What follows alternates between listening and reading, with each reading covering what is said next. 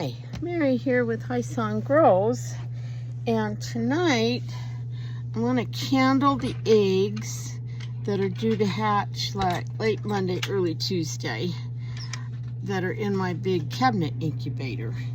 And it did look like a fair number of them were fertile when I looked at them whenever that was, last week or something.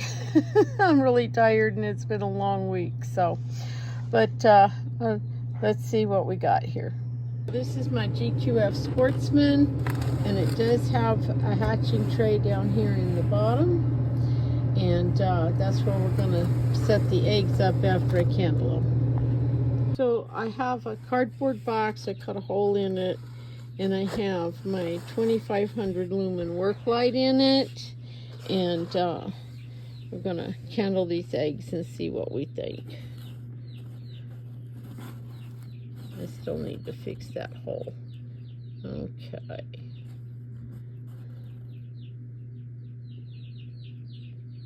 See a little movement there. And a nice big air seal.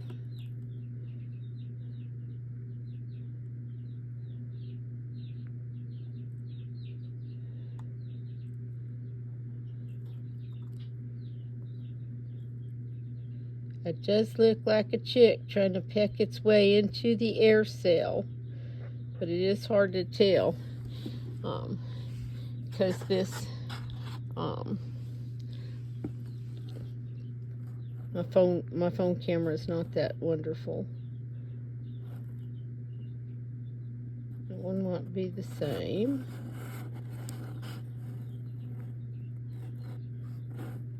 Oh, it's really hard to tell what's going on in that one, and I'll just always leave them if I'm not sure what's going on. I do last time. Oh, there's an air seal. Looks like there's a little movement in there. Okay, so there are 6 eggs out of my black copper Moran pin number 3, and there's 3 olive agar eggs, 2 from pin 1, 1 from pin 2. I'm not sure that any of those are any good because I was having such a hard time seeing into them, but we'll put them down to hatch and see what happens. So now I'll show you how I keep these separated so I know where the chicks came from when they hatch. I have a couple of different things. These are called mesh produce bags, and I like these. I can put 4 or 5 eggs inside one of these and pull the drawstring up really tight, double knot it so they can't get it open, because I've had that happen. And the chicks hatch perfectly fine in these bags. And then I have these little plastic containers, like there was a whole big set, different sizes, and I drilled a bunch of holes in them, and those work well also. So I'm going to set these eggs up, and we're going to set them in the bottom tray of the incubator. I've also successfully used small berry boxes for just 1 or 2 eggs. They just can't be too tall because of the way the turns the shelves. Real big tall boxes that take up a lot of space, the turner will turn and be hitting on it.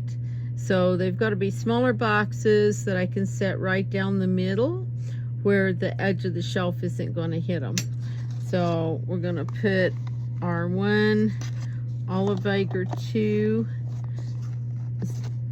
in this box, and then we'll put the 2 pretty olive eggs from pin 1 in this box. Okay.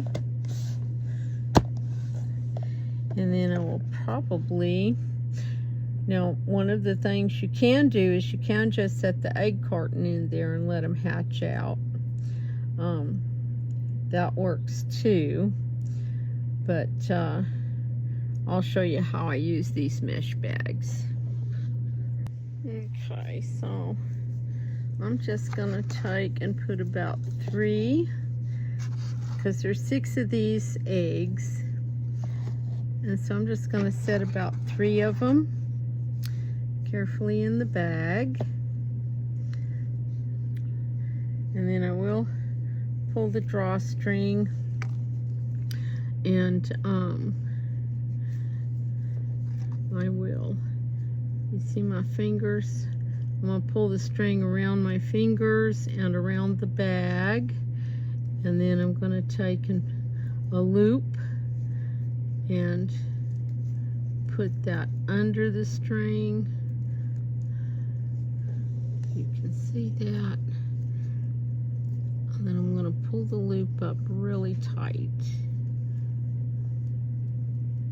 Now, as soon as I get done fiddling around. Told you I was really tired and my brain's not working too good tonight.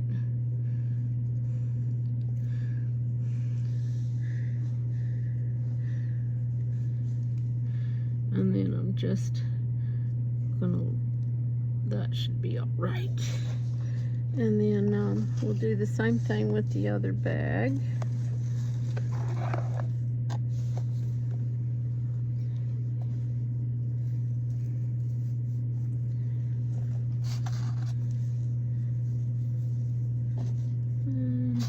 The only hard part about using the bags is picking them up and moving them.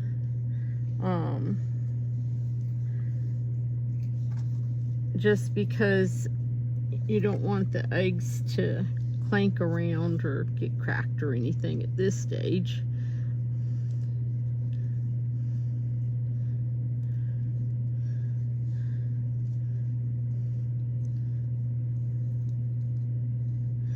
Okay, now we'll put them in the incubator.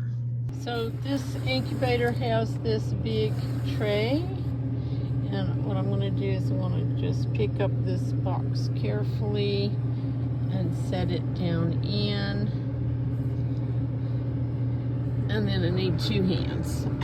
And I'm just going to gently put my fingers under the eggs and set the bag down.